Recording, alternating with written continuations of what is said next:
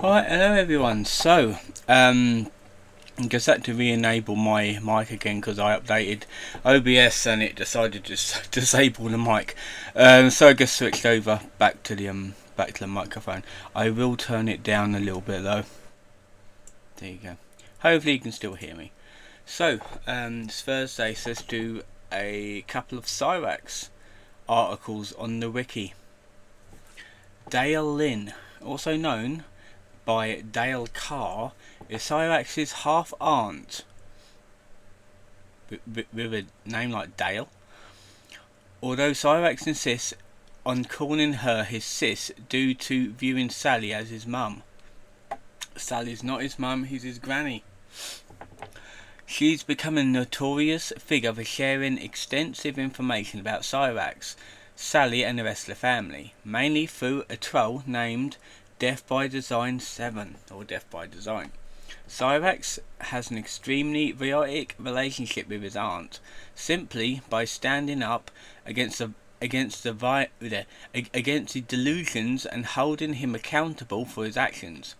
His hate for Dale only worsened over time as she continued dispelling his lies and sharing more information, going as far as to try and disown her several times, threaten her with legal summons and physical violence, as well as ruining her reputation. He's even nasty to his aunt. History. Dale was first talked about in May 2023 after she visited the Wilkins household to check on her mother Sally. During this visit, she asked Cyraxx to stop bringing up family matters on Facebook and quit interacting with the trolls. This humble request triggered a meltdown for Chance, who screamed at her about the trolls with copious amounts of name-calling, offending Dale, who said that she would not return to the household until Chance started treating her and Sally with more respect. That's not gonna fucking happen. Shortly after Dale's departure, Sally went live on Kick to announce that he would disown a certain family member for disrespecting him and treating him like a child, most likely refusing to entertain his delusions and give into his temper tantrum. The Ed fight. On June 20th, 2025, a physical fight broke out between Cyraxx and Ed. After being informed of what happened, Dale drove to 339 Lloyd Street to check up on Sally. She shared more details about the incident over the phone with Death by Design. During the fight, Cyraxx pushed Sally after she tried to step between him and Ed, causing her a broken toe and hurt back. Yet despite being severely injured by Cyraxx, she covered for him by lying to the police, saying that she broke her toe by dropping something heavy on it. Deeply appalled, Dale decided to take matters into her own hands by trying to call Adult Protective Services. Unfortunately, this did not work, as the current situation meant that nothing could be done about Chance unless Sally herself took the decision. Yeah, that's the problem, because it's like Adult Protective Services or anything like that, they don't give two shits until something really bad happens. Cyraxx was unsurprisingly furious about this and had a video meltdown, threatening Dale with both physical violence as well as ruining her reputation. She accuses her of siding with the trolls and backstabbing the family, for sharing the truth about the abuse and the violence he inflicts upon Sally and Ed. He also, out of nowhere, brings up Sally's inheritance, saying that Dale was trying to get APS to remove him so she can keep everything for herself, barely veiling his greed. He concludes with a pathetic attempt to insert his non-existent dominance by declaring that she is no longer part of the family, as she had the authority to make such decisions on behalf of Sally and other relatives. Despite all of his threats, Dale said that when she entered the house, she saw Cyraxx upstairs. She saw Cyraxx run upstairs to hide in his room. He's a scared little pussy boy, in other words. Sally. Dale's relationship with Sally has been somewhat ambivalent. On one hand, Dale seems to care a lot about Sally due to their family bond, but she also expresses frustration and at her dishonesty and refusal to get rid of Clarence despite all the harm he is causing to the household. After the June 20th fight, Dale's patience for Sally drastically deteriorated for lying to the police about Cyraxx injuring her. In July 2025, Death by Design revealed through a series of community posts that Dale had taken a 23andMe DNA test with her sister, discovering that she was the only discovering that she was only related to the Smith parental side of the family, meaning that Sally was not her biological mother. Ooh, the twist. When Dale questioned Sally about this, she refused to provide any answer and later tried attacking her reputation by reporting Dale's house for being a infested hotbed. Cyraxx also took part by attempting to contact Dale's ex-husband from 20 years ago. What the fuck is he gonna do about it? And go rope him into the family conflict. Because of Death by Design's nasty handling of the unfolding events and the undue attention of the impatient trolls and reams that ensued, Dale has went radio silent and seemingly handled the matter in private, seeking a legal DNA test to confirm her suspicions. To this day, no further details were revealed, and nothing else seemed to have come out of the Axelrod family tree mystery aside from Dale completely cutting Sally off. That's fucking nuts. I'm going to bring up this post, read it in a minute. Interviews. On the 14th of July 2023, Dale accepted an interview with the YouTuber Death by Design about Clarence and the rest of the family, followed up by a live stream with Death by Design and GVC. See that one there. A month later, on August 17th. While being very critical of the trolls for bothering the rest of the family and doing such things as calling Sally while she was in hospital and taking items from their property, notably by removing a bench gifted by her late brother, which she temporarily storing at Sally's house. She shows very little to no sympathy for Clarence himself for mistreating everyone around him, including his own caretakers. Although she worries a lot about Sally, she finds herself often discontented at her lax attitude towards Cyraxx. During both interviews, she also dispelled many of Clarence's lies and told his audience over the years, as well as revealing more embarrassing details about his life. Highlights include, by the way, obviously yes, these articles are going to be in the description so you can watch the interviews. According to her, Cyraxx was a rather sweet as a child and did not exhibit any alarming and benevolent behaviour. Things started to go downhill when Clarence was about 12 years old, as he became increasingly aggressive towards Sally and others. After being arrested and jailed for choking Sally, Clarence was reportedly calmer and more docile for a couple of years. They probably drugged him or something. This goes to show that Cyraxx can be disciplined and if faced with adequate consequences for his actions.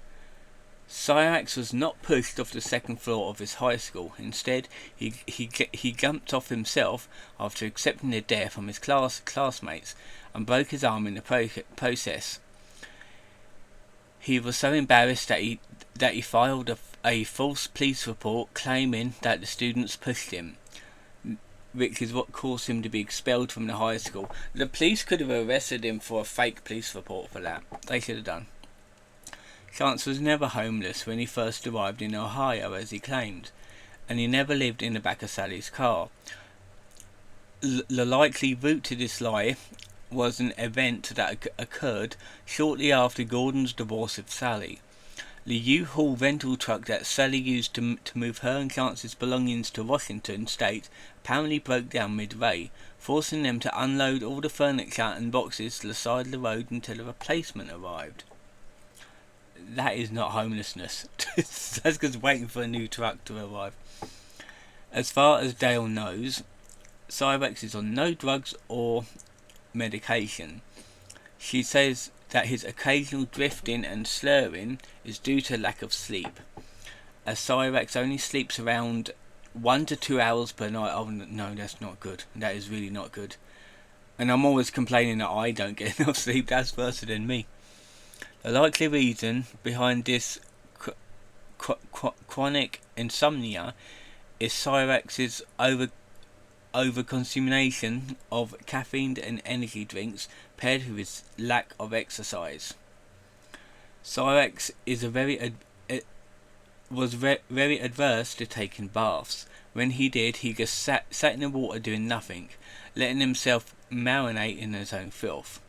Sally used to help bathe him due to his malformed arms, being unable to reach behind his back, but since stopped due to Cyraxx allegedly getting erect. She did so.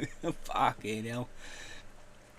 Despite Dale's attempts, Sally refuses to watch Cyraxx's videos and live streams, likely to avoid facing the truth about her grandson. Chance went to high school with Dale's daughter. He attempted to assert authority over her in front of her friends at school, claiming to be her uncle, despite her being older than him. He's a fucking creep. He is nasty. Response. As expected, Chance reacted extremely poorly to these interviews. He went live on Kick.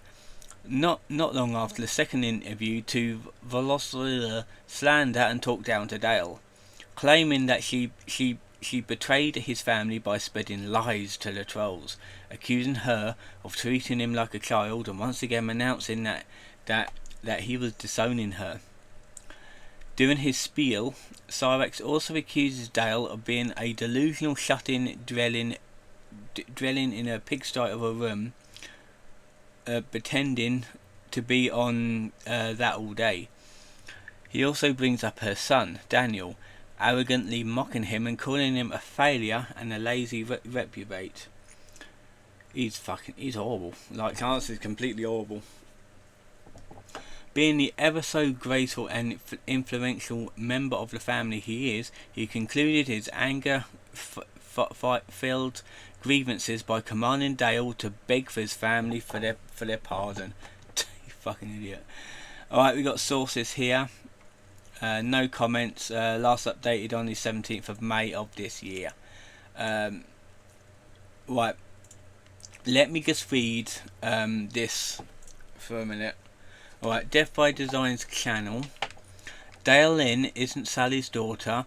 Lynne and her sister recently did a 23andMe DNA test, and Lynne's sister is only her half-sister on the Smith side. Lynne found out that she isn't in Akron. Well, that's a small blessing right there. I'd rather be a Smith than an Akron. Lynne is now in process of getting a legal DNA test. I was waiting to hear back from her, but as of right now, something is coming up. The 26th of August. This was back in 2023, I believe. She was planning on removing the gloves and opening up about Sally, because she was clearly done with her and Chance. She's overprotecting her.